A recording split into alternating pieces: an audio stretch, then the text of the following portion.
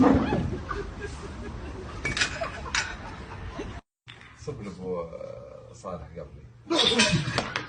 الله يلعن جدك.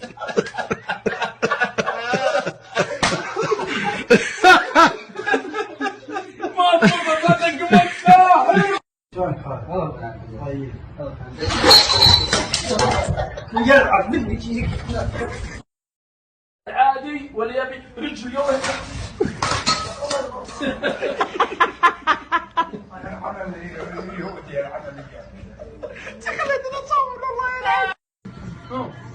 صب يا ابو امام. تقوي